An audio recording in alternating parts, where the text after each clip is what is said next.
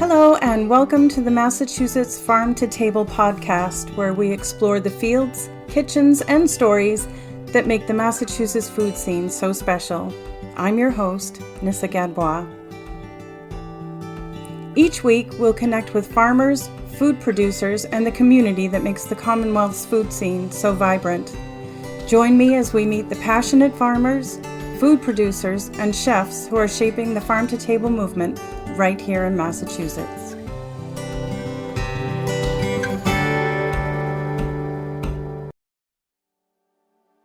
Hello everyone, and welcome back to the Massachusetts Farm to Table podcast.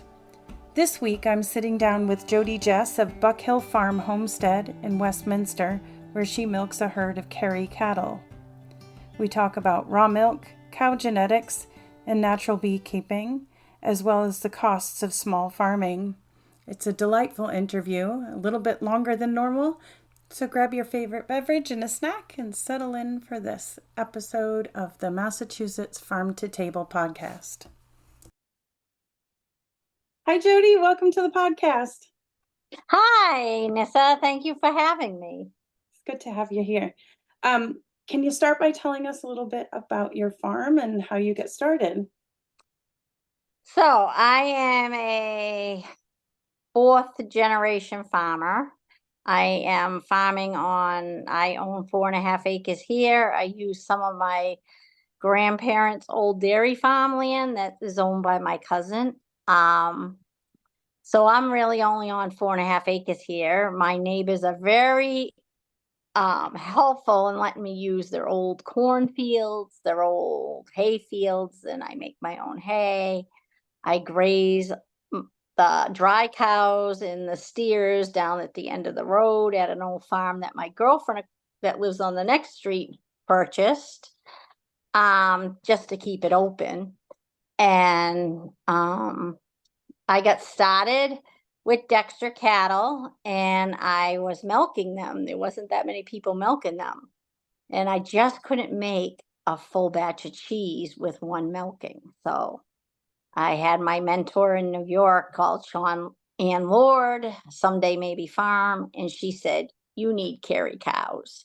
So that my journey began with Kerry cows. It took me 3 years to find my first Kerry cow that was for sale.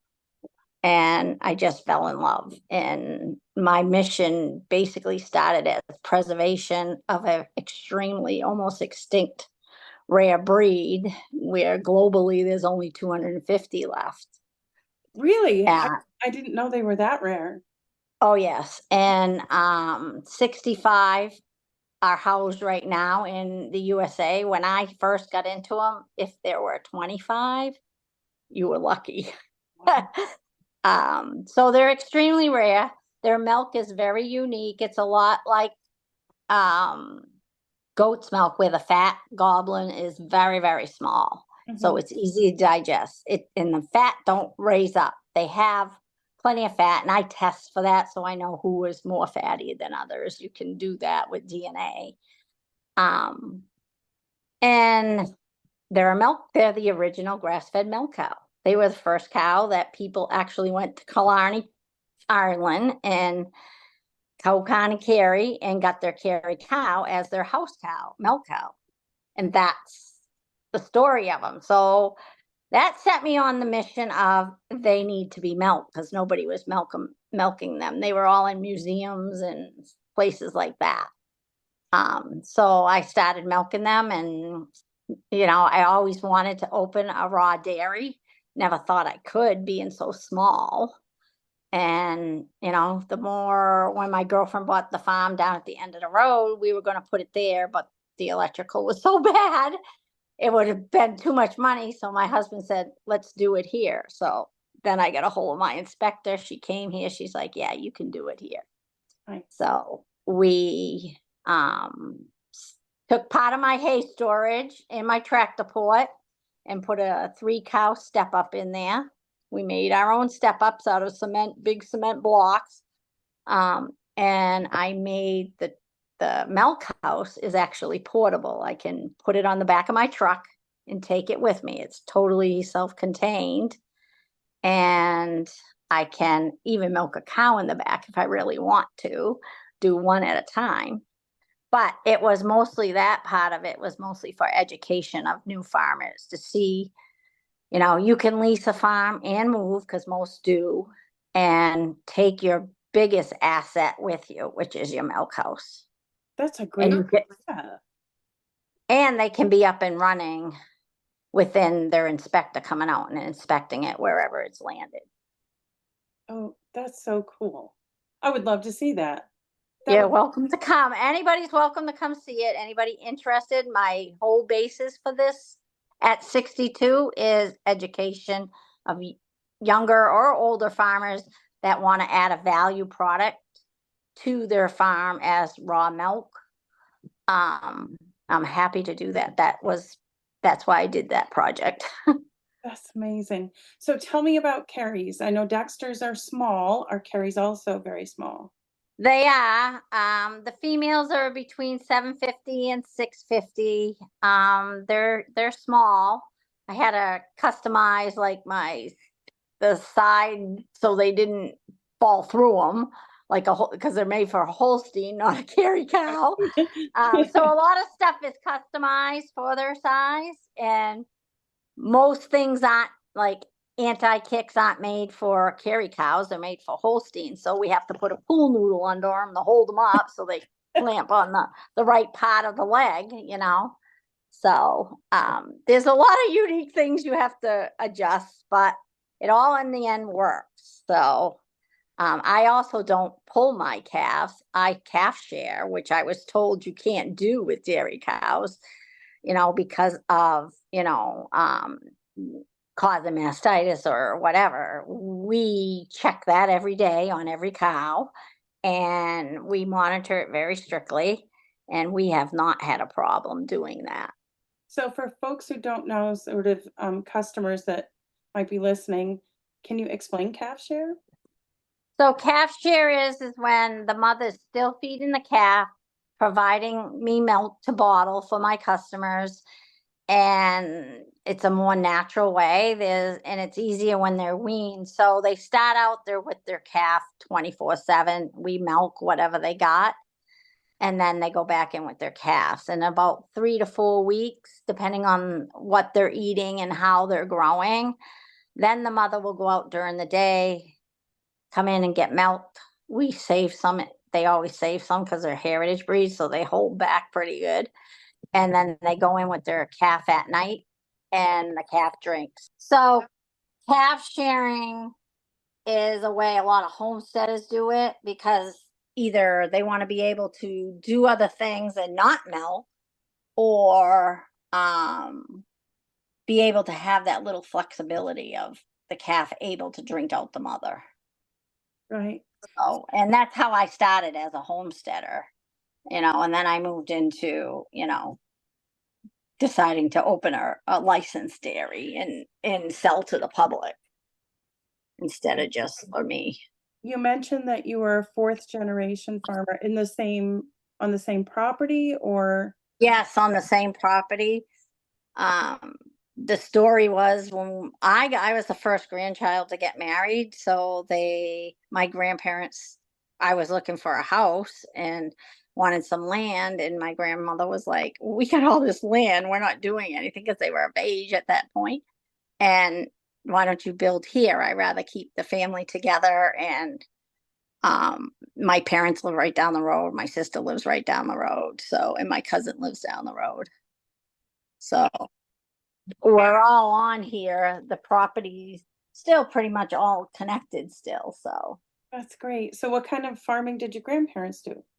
dairy farming. Still dairy.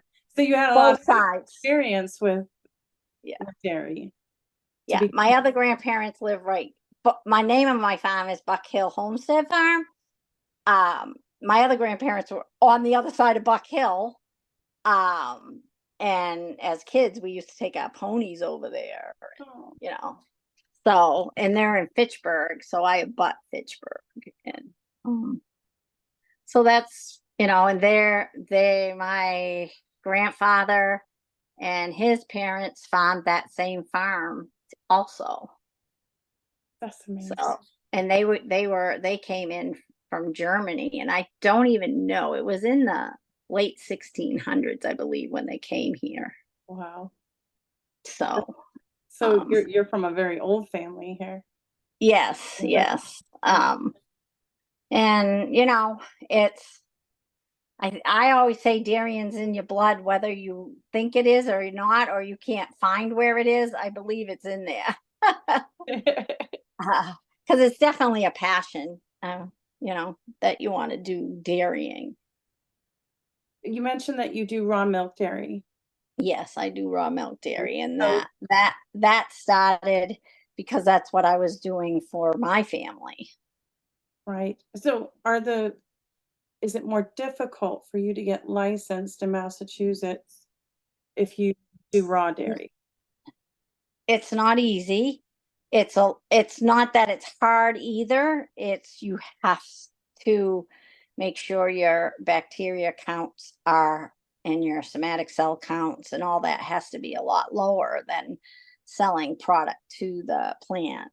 Um, I'm held to strict regulations, and I'm tested once a month, sometimes twice a month if they're in the area. But usually it's once a month, and that you just say, "Oh, geez, they were here." Hopefully I'm doing it right, and you don't know because I'm hand washing I put it in glass, and I'm hand washing them, and you got to sanitize them and all that. So it's not that you're not doing it right, but you always question it. Hopefully I did it right, uh, and you got to pass 3 tests before you get your license. So you got to have 3 clean tests right in a row. Otherwise, if you have one that doesn't, you have to start all over again for another 3. And no one wants to do that. So the reason that it's allowed that those bacteria and somatic cell counts can be a little bit higher when they're going to the wholesaler is because they're going to be pasteurized anyway. Is that right? Yes, yes, they're going to pasteurize it, and that kills just about everything in there. So, they're not as concerned as that. We all still get tests for antibiotics. There's no antibiotics allowed in anybody's milk. Okay. So, So can you talk about the benefits of raw milk for people that still haven't heard? so well, raw milk has all the bacteria that I got needs to flourish. And I believe it's a health benefit with to have all those bacteria that we're supposed to have in our gut. Pasteurized milk, it doesn't, because it's pasteurized, heated up, and it kills them, all the bacteria off. Is there a risk to both? Absolutely. But I mean, I've consumed it my whole life. And my son's consumed it he went in his bottle, so um it's all in how you read the literature about it. And I think everyone should read about it and read both sides of it, and make their decision on if this is something that they want for their family. But to me, it's a health benefit. My cows are also all tested for A2 milk, so I know what milk I have, and um, and that's supposed to be another health benefit. Is it? I'm not claiming it is, and I'm not claiming it's not, but I just figured if I can test them and know, I'm gonna know. And that's what I wanted for my family. So everyone has the right to look it up and make their own decisions. Explain A2. That has to do with proteins in the milk? Yes, A2 protein. So the A1 protein only exists in humans and diabetics, believe it or not. I'm diabetic, so I produce A1 milk. So every other mammal produces A2 milk. Cats, dogs, whales, whatever. I guess it's all A2 milk from what I have read. And what it is that they don't they say the protein broke due to inbreeding. I don't know if that's true or not, but that's what I had read about it. But it is a protein break, and it is in me as a diabetic, a protein break. So what does that mean for people that are consuming A2 milk? So supposedly the A2 milk it's a on a certain gene, and I think it's a gene they called it. And it's supposed to have health benefits to it if it's not broken. For there's hister and histamine, and one is hista, one is histamine, and it's not like the histamine, like allergy histamine. It's not that. It's a different thing. So UC Davis has a great explanation about where it is, what it is, and that's where I test my cows. I actually had to become a geneticist with these cows because I have to keep their genetics separated, and so we don't do that to them. And so I learned a lot about genetics and how it works. And you can take an A1 cow and turn it into an A2 cow just with the right breeding. Yeah. And it takes a few, if you got an A1, you breed it to an A2, you could get an A2, you're going to get an A1, and then you breed it again, that heifer back to another A2, that A1 might drop off. So it's kind of reminding me of my last episode with Terry Lawton, where she was saying how much science is involved in farming, and folks just don't realize how much we do of science. A farmer's knowledge, you can't even teach that in school because it changes in the snap of a finger. You have to absorb so much, and everyone's like, how do you know that? It's like, oh, I don't know, I guess I had this happen, blah blah blah. Like I got into heritage breeds, now I have to read genetics. I can read genetics and tell you who's milky, who's not. I mean, that's just something I self-trained. Yeah. So there's a lot of knowledge in farming that you learn. It's not just shovel and poop like I do mostly. We do a lot of that stuff. Yes. I tell people it's surprisingly wet farming. Yes. Yeah. Wet all the time. Yeah. Yeah. So you sell liquid milk, and what else on your farm? I sell honey. I have an apiary. My apiary is unique because I don't feed my bees any sugar water. And I did that because I am diabetic type 1. And my first year, of course, that's what they tell you, feed them sugar water. And my sugars would blast up when I ate my own honey. And I was like, I don't think it's supposed to do that. Right. And then it clicked. Well, I'm feeding them sugar water. Why wouldn't that honey have that? So I stopped, and it was a lot better. So yeah, more science. More science. Yeah. And learning. So that was just something I learned. And, I learned that, not to put down the big apiaries, because sometimes you do. If I won't let them starve, I'll feed it to them if I have to, but I haven't yet. I just don't get all the honey. I have to keep it aside. Like I still have 2 boxes left from over winter, and that will be if I do splits or whatever, they'll get that.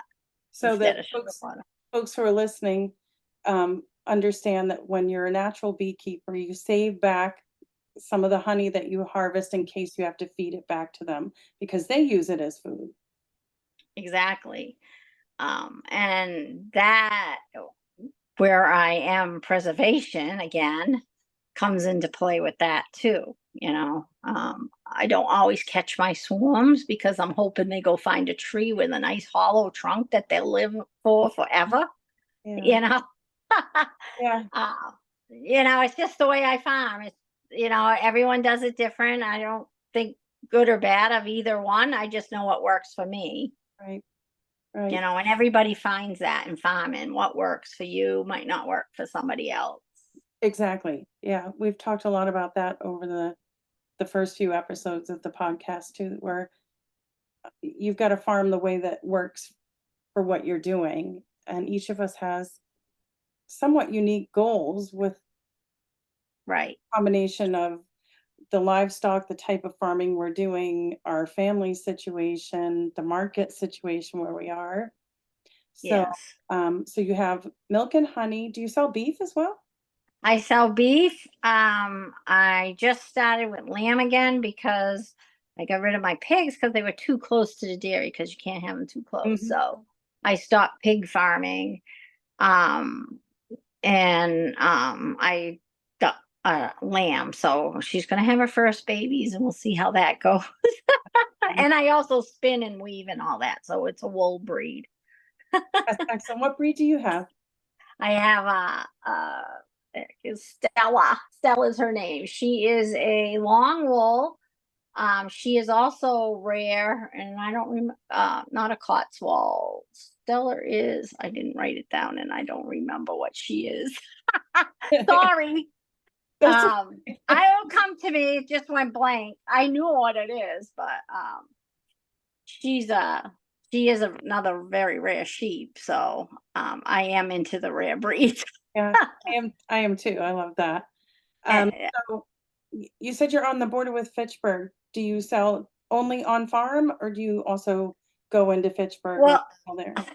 I'm gonna be starting at Fitchburg Market. I think I was doing Ashburnham Farmers Market, and as everybody knows, the farmers markets are iffy around here. So Ashburnham is not having their market this year. So I think I might pick up Fitchburg as the market, my next market. Do you have a lot of support within your community from folks that come to Yeah, the we farm? do. Yeah, I have quite a bit of support within my community as far as people coming in. It's hard because I'm off the beaten path of because I'm a farm in central Mass where land is astronomical. So there's more houses. There's not really farmland. And if there is, it's way out of the way. So um, but I do have a steady stream of customers. I'm opening my first farm stand. I've never had a farm stand. I only had in my garage, and my eggs would be out by the road in a cooler. So Yeah. uh, I am getting ready to open a farm stand, so it's more self-serve. Oh, that's nice. Yeah, and they can come get milk and meat and whatever, and I don't have to tend it as much. Does that go on the honor system? Do they buy it online and then come pick it up? How does that work? I'm gonna try the honor system first. It should be pretty good. Other than I do have a livestock dog that barks a lot, and everyone's afraid of him, but he's not scary. He just likes to bark. Well, he's So doing his job really he's doing well. his job. He's telling me somebody's here, and that's what he's supposed to do. So yeah, yeah. So, Jody, what kinds of challenges have you faced over the years of farming? Cost of farming in a small scale. The cost, like everybody else, the costs have skyrocketed, and I still have to buy in hay because I have more cows than I need because I am preservation, and it's hard to give that up. So, like my husband always says, you got too many cows. I'm like, I know, but what do I do? Do I beef them and get rid of that genetic to keep the diversity, or do I, struggle to keep them? So it's the cost this last year was huge with 2 years of getting wet hay, and Oh, the hay cost just exploded. So it's just expensive. yeah, That's my biggest challenge, is the expense of it, and trying to we so much stay. last year, and we just didn't get any hay in. People They were, we were all struggling to get hay in last year. Everybody, it's across the board.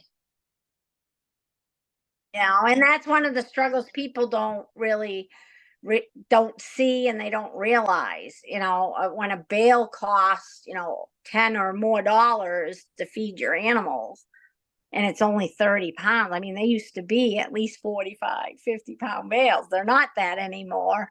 So even the round bales, we were weighing them this year. We've got anywhere from 260-pound round bales that are supposed to be 500 or 700 pounds. Wow. It's, Yep.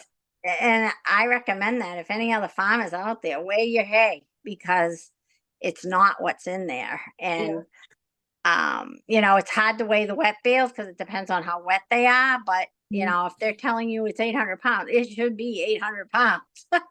Right. Yeah. Because it's just so expensive. We have to start doing that. We just bought a cheap scale and we hang it off the bucket or off forks. Because your animals need a certain amount. So you need to know exactly how much is in there.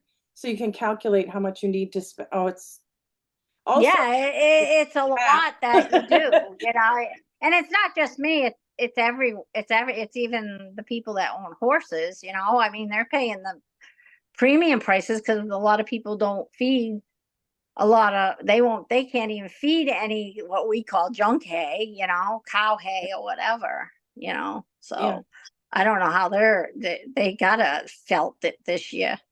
Yeah. So we've covered science and math now for farmers.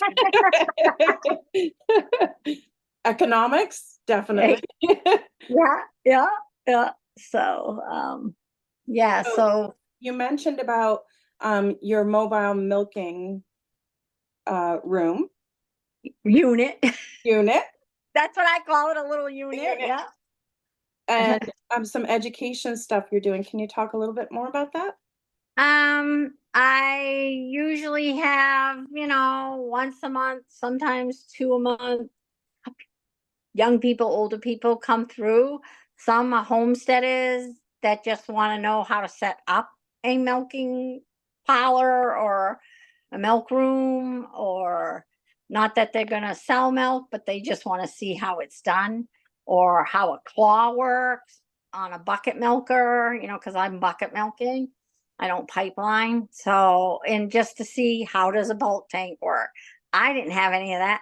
Even though I had 2 dairy farmers as grandparents, I didn't know. So everything was learning for me. And if I can teach people that or show them that, just so they have an idea, and I'll let them put it on or whatever, or even hand milking. How do you hand milk?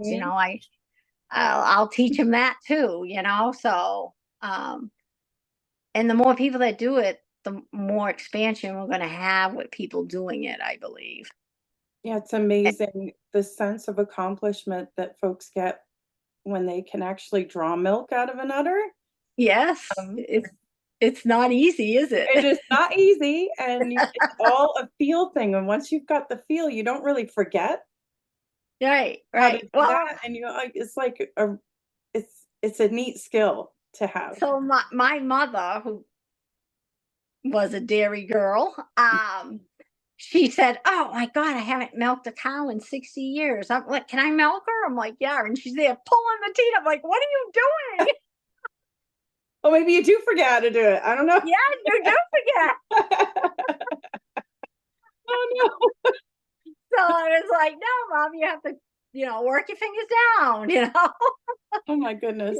Yeah, it took her a minute. That's how everybody comes at it, right? They're like, "Oh, cool. You just pull it," and I'm like, "You're gonna get kicked." They will. Yeah. And I do highly recommend the anti-kick that goes over the back that you crank. It's the best $150 you're ever going to spend, because it's like putting on your bee suit. It gives you so much confidence that you're not going to get kicked. Yeah. It kind of ruins your day when you get a kick. Yeah, or it kicked over the bucket and put their foot in it. You're like, all that work. Worst. It's the worst. Yes. And we've all felt it. And you're gonna have it done, but it just happens. So your education program, is it in collaboration with any other organization, or is this something you do on your own? No, the other educational thing we started a farm group called Montechusett Agricultural Alliance, which started with all the ag comms in North Central Mass. All the lead people in that, some weren't, some were, or were on ag comms in different towns and towns around here. They started Farming Beyond Borders, and then it kind of spilled over about 3 years ago into a group of farmers getting together, organizing the farmers, because that's something people don't get together anymore. The farmers used to meet after church in a barn, whatever, and the men used to discuss things and whatever. We don't have that because most people are working outside the house, or at least one person's working outside the house, or the other person's running the kids to games or whatever. So we don't coordinate and talk anymore. So that was kind of the idea. And then it went into trainings. Like, we got involved with local food works growing places, which is sort of like a food hub. It's not a food hub. That's not what they call it. But they started buying vegetables from all the vegetable gardeners, and they didn't care. I don't care if you have, a basket of squash, we'll buy it. I don't care if you have, cucumbers, at least if it's a box of cucumbers, we'll buy them. And their whole mission is to change the way North Central Mass eats, because we are a food desert. We have Winchendon, who has no grocery store. We have Fitchburg, Gardner, Winchendon, this whole area is the sickest region and the most food insecure due to the poorness of our food here. And that's what kickstarted them to create this whole new thing. They have a process center, which Montechusett Agriculture, Ma, is coordinating the farmers, doing crop planning. So we're all not growing tomatoes. I grow celery and leeks for them. Those are the two crops I can grow because I have all the compost I want. They're nitrogen lovers, and I can grow a bunch of them in a small area. And so there's a central place where folks can go to buy all of this produce? Yes. So growing places, local food works, that's kind of under their local food works is the under their umbrella, I guess I'd call it. They do the distribution of it. They do farmers markets, they do food boxes that are given to the underserved people. They go to senior centers. They're starting to sell to institutions like hospitals and schools. And they're buying their vegetables from the 27 communities that make up North Central Mass. And they got a grant for that. And that's what was in the grant, that's coming from this one region. They do go outside a little bit, beyond it, because there's farms that want to be part of it, and they don't exclude anyone.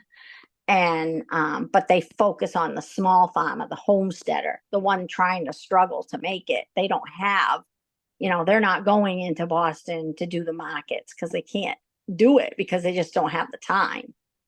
Right. So they do, they set up farmers market, like they run the Fitchburg, they run the Leominster.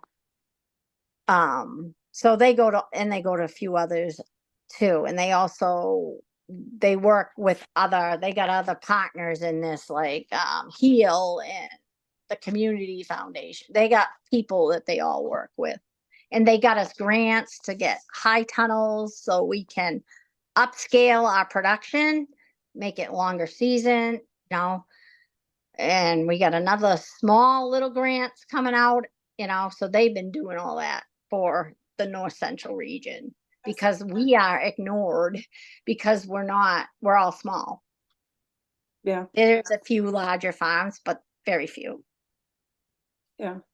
So since you meet folks who are just coming into homesteading or small farming, what kind of advice do you give those folks? Start small. Don't try to do everything at once because you're almost setting yourself up for failure. You bring in, you do one thing, you get it under control, then bring in another and do it that way. That's what I learned. If you try to bring in too much at once, Mm-hmm. if you try to bring in, like, everyone usually starts with chickens. That's just how it happens. And then now, yeah, and then they'll bring in, or they'll say, "Oh, I'm going to get chickens and pigs." Now you're trying to figure out two things and you're trying to learn about them. It's much easier to learn about it and then move forward. It's the same and that's part of, Montechusett agriculture. Don't try to bring in everything. Start slow. They're not expecting you to grow, whether you're doing it for backyard. We do education. So, like, we have, speakers come in and teach you about what you can do about the climate change in your garden so that your plants are getting water, even though you think they're not. There's things you can add, and they're all natural. They're not chemically based. So, like humates and azomites and all that stuff that makes your stuff so much better. That's so depleted in our soils. And that's what we train about in that. And also, we help each other. Like, I'll get phone calls whenever, someone's having a difficult birth, whatever. Do you have this? Do you have that? I've even called for help. We all coordinate and we all help each other. That's one great thing about it. And anybody's welcome to join it. We usually meet the second Sundays of the month. It's usually 2 to 4:30, and we have about 30 farmers that show up we have about a mailing list of 60, but 30 show up usually every month. That's amazing. That's a running theme to everyone I've spoken with has had the same experience, that the farming community is like a family, like an extended family, and everybody shows up for each other, which is fantastic. It is. And even though you think you don't need it, you do. Because there's always something you don't know that somebody else knows, and that is one of the things. And most farmers are willing to share that if you know where to go to get it, Right. So, yeah, that's been our experience right from the beginning too, that everyone's happy to share. Everyone's super busy and still somehow manages to take a minute to share that knowledge. and that's something we all need to do. I mean, it's something that's important, especially as an older farmer, that I have more knowledge than the younger farmers. I can say I did it that way. It didn't work for me.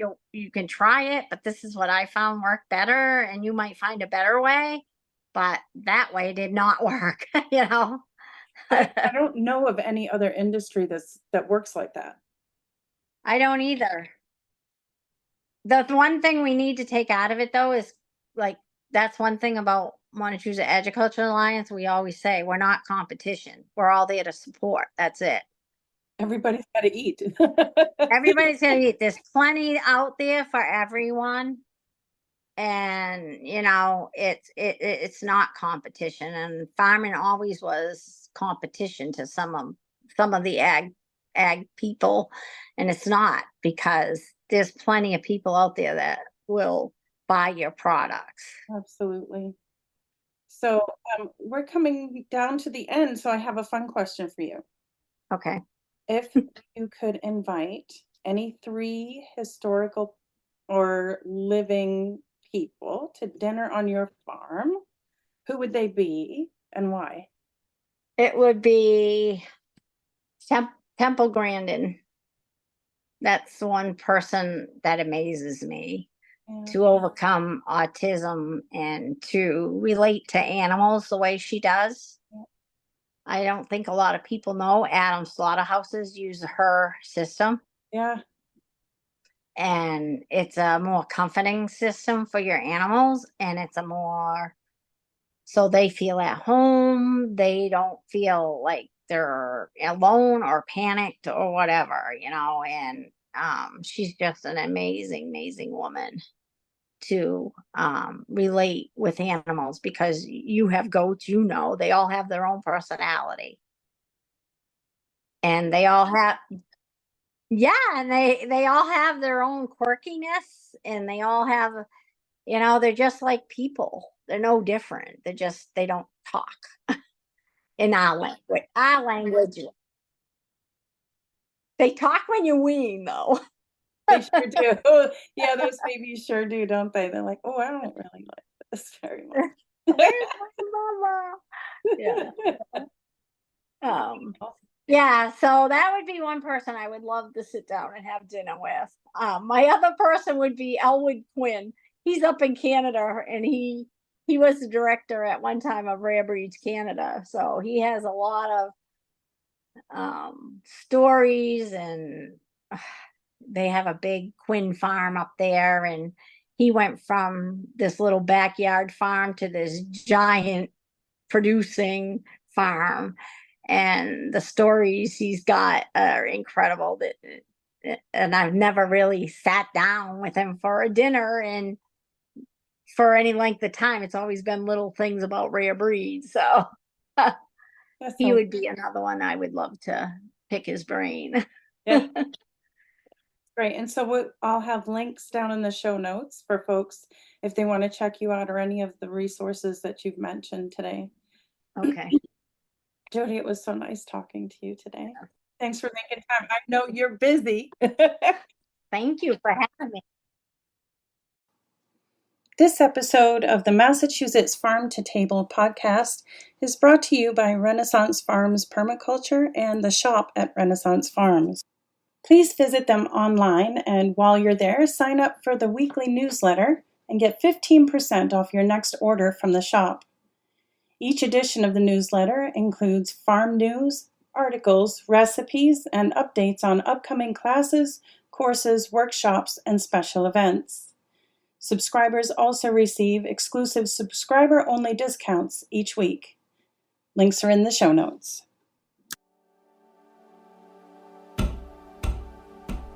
Thank you for joining us on another delicious journey through the Massachusetts Farm to Table podcast. If you enjoyed today's episode, be sure to subscribe, rate, and review us on your favorite podcast platform. And don't forget to follow us on social media and join our Facebook group where you can join the local Farm to Table movement. Links are in the show notes. If you have any questions, feedback, or suggestions for future guests, we'd love to hear from you. Please drop us a line at massachusettsfarmtotable@gmail.com. Until next time, remember to eat local, support your farmers, and keep the farm to table movement moving. Thanks for listening.